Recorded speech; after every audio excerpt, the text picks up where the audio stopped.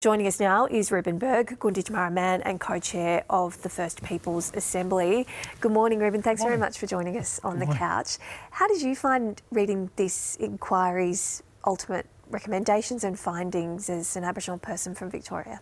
Yeah, it's been really powerful to be able to see the final report and to see all the work that our community did coming forward and being part of this process, because it was a difficult thing for members of our community to come forward and be participating in this, but to see their words reflected in that, to see that their thoughts and ideas, their reflections on their past have been reflected in this powerful work. It's put it in context for us. This is an enormous report, an enormous investigation into what it looks like when you have a look at what colonisation has done to Aboriginal people from all the way back to now, to present day things that are happening now.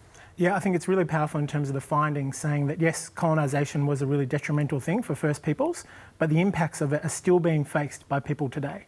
And that realisation is something we always knew as First Peoples, but to have that now formally recognised in a report of such a nature is really powerful. I want to ask about some of the recommendations. Maybe we start with one of the positive ones first. That seems like it's going to happen, according to the Premier at least, and that is that the First Peoples Assemblies is going to be a permanent thing. Can you just explain to us what is going to be the significance of that, do you think, for people in Victoria?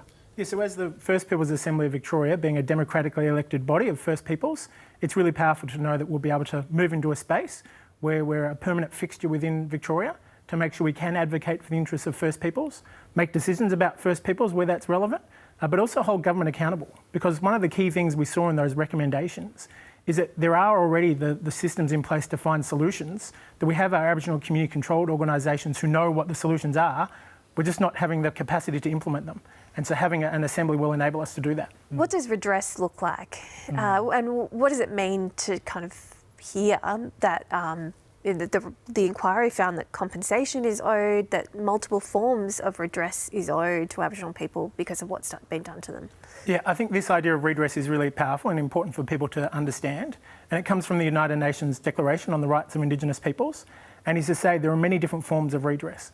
Political redress is what we're trying to pursue through the First Peoples Assembly, but there'll be ongoing forms of redress that will continue to be part of the conversation. Land and the like all the different forms of resources that the government gets from land and waters, for example? Is that on the table? They're things we'll continue to advocate for. They're not part of our current treaty negotiation conversations, but now that we have this report, they will continue to form part of our conversations moving forward. That's what I wanted to ask. How tricky is it now? Because there's a lot of recommendations in here. Some might be just ticked off. Others are going to involve years of debate. How tricky will it be to gain broad political support for some of those ideas, particularly around economic redress? Yeah, I think that's why it's really important here in Victoria. We're building on lots of work we've already done. So we intend to put in place the First Peoples Assembly that will be able to hold government accountable to these recommendations and systematically work through how we need to implement them in partnership with the government. Let's talk about one issue that came up from the kind of final months at the Commission, which is that some commissioners didn't want to endorse the publishing of the findings. It's not clear whether or not there was disagreement about what was in the findings, but all of the recommendations were endorsed by the commissioners. What has happened here? I think the note in the report speaks for itself, but as the Assembly, we have every confidence that the report reflects the work of all 7 commissioners across the entire time of the Commission, but also reflects the work of the thousands of First Peoples who came out and were part of this. And we saw the huge support in terms of the Walk for Truth as well, that all Victorians see that this is a powerful process. You would have seen so many reports come and go in your time, powerful ones, big royal commissions, and governments often don't listen, or they get popped on a shelf and everyone moves on. What are you going to do? What do you think Aboriginal people in this state are going to do to make sure that doesn't happen in this case? Yeah, I think with all those previous reports, we haven't had a First Peoples-led democratic body to hold the government accountable on those things, and that's what we're going to have in place now. Before we let you go, I'm just curious, obviously this is happening in Victoria. This started at a different time in Australia before the Voice referendum was held.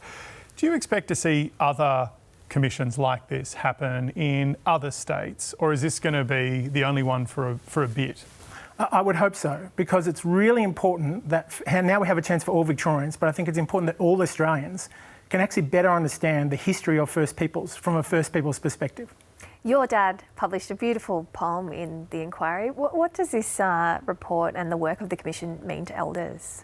Yeah, I think it is really powerful when we can have our elders' voices reflected, and for me personally, to see my dad's poems reflected there, it's important to honour the legacy of the past.